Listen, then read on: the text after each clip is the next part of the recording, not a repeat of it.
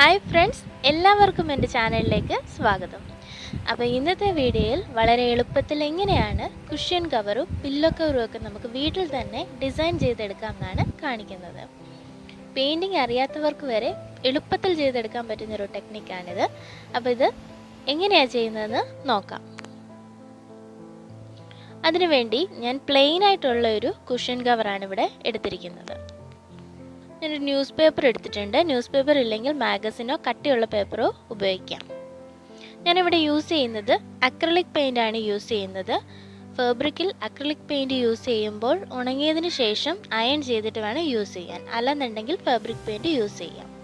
ഒരു ബ്രഷ് എടുത്തിട്ടുണ്ട്. അതുപോലെ തന്നെ പന്നൽ ചെടിയുടെ ഒരു ഇല കട്ട് ചെയ്തെടുത്തിട്ടുണ്ട്. ആദ്യം തന്നെ നമുക്ക് കുഷ്യൻ കവറിൻ്റെ ഉള്ളിലേക്ക് ന്യൂസ് പേപ്പർ എടുത്ത് വെച്ച് കൊടുക്കാം. ന്യൂസ് പേപ്പർ വെക്കുന്നതിൻ്റെ കാരണം പെയിൻറ് ചെയ്യുമ്പോൾ ഇതിൻ്റെ മറുഭാഗത്തായിട്ട് പടർന്നു പോകാതിരിക്കാനാണ് ഇടയിൽ നമ്മൾ ന്യൂസ് പേപ്പർ വെച്ച് കൊടുക്കുന്നത്. ന്യൂസ് പേപ്പർ വെച്ചതിന് ശേഷം ചുളിവുകളൊന്നും ഇല്ലാതെ നന്നായിട്ട് വെച്ച് കൊടുക്കുക. പിന്നീട് നമ്മൾ പെയിൻ്റ് എടുത്ത് പന്നൽ ചെടിയിലേക്ക് പെയിൻറ് ചെയ്ത് കൊടുക്കാം.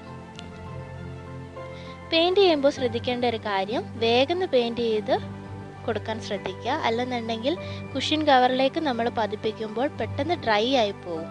അപ്പോൾ നമ്മൾ ഉദ്ദേശിക്കുന്ന റിസൾട്ട് കിട്ടത്തില്ല. അതുകൊണ്ട് വേഗം പെയിൻറ് ചെയ്യുക.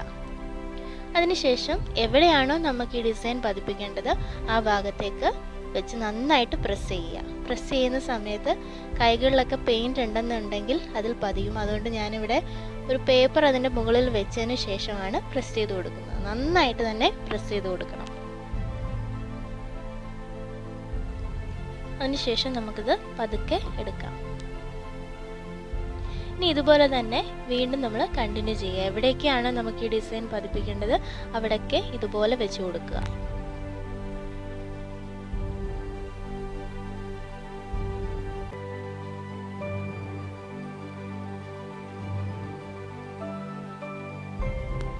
ഫൈനലി നമുക്ക് ഇനിയും ബ്രഷ് ഉപയോഗിച്ച് ഇതൊന്ന് ടച്ചപ്പ് ചെയ്ത് കൊടുക്കാം.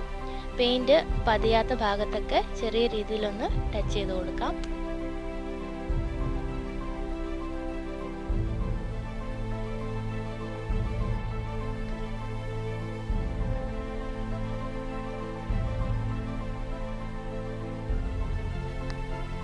ഇനി നമുക്കിത് ഉണങ്ങാനായിട്ട് വെക്കാം.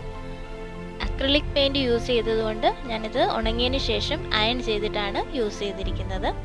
അപ്പോൾ ഇത്രയേ ഉള്ളൂ. വളരെ എളുപ്പത്തിൽ തന്നെ എല്ലാവർക്കും ചെയ്തെടുക്കാൻ പറ്റുന്ന ഒരു ഡിസൈനാണിത്. അപ്പോൾ എല്ലാവർക്കും എൻ്റെ ഈ വീഡിയോ ഇഷ്ടപ്പെട്ടെന്ന് പ്രതീക്ഷിക്കുന്നു. ഇഷ്ടമായെങ്കിൽ ലൈക്ക് ചെയ്യുക, ഷെയർ ചെയ്യുക, സബ്സ്ക്രൈബ് ചെയ്യുക. അപ്പോൾ മറ്റൊരു വീഡിയോയിൽ കാണാം. അതുവരെ ബായ്.